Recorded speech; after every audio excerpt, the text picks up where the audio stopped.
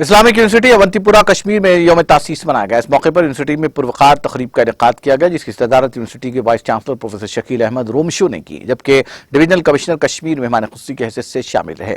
اس دوران یونیورسٹی کی ابتدا سے لے کر آج تک کے سفر کے بارے میں تفصیلی بات چیت کی گئی۔ یونیورسٹی کے سابق وائس چانسلر پروفیسر صدیق واحد، اے ڈی سی اونتیپورہ محمد ظفر شال اور یونیورسٹی کے فیکلٹی ممبران کے علاوہ طلباء کی ایک بڑی تعداد بھی پروگرام میں موجود تھی۔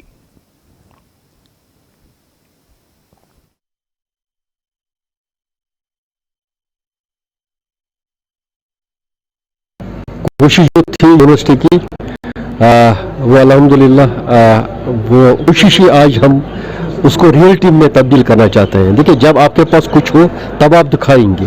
سو فاؤنڈیشن ڈے کا مطلب نہیں ہے کہ ہم بیٹھیں گے تقریر بازی کریں گے، نہیں۔ فاؤنڈیشن ڈے کا یہ مقصد ہے کہ ہم نے جو پچھلے 16 سال یونیورسٹی جو رہے ہیں، ان 16 سالوں میں ہم نے کیا پایا ہے۔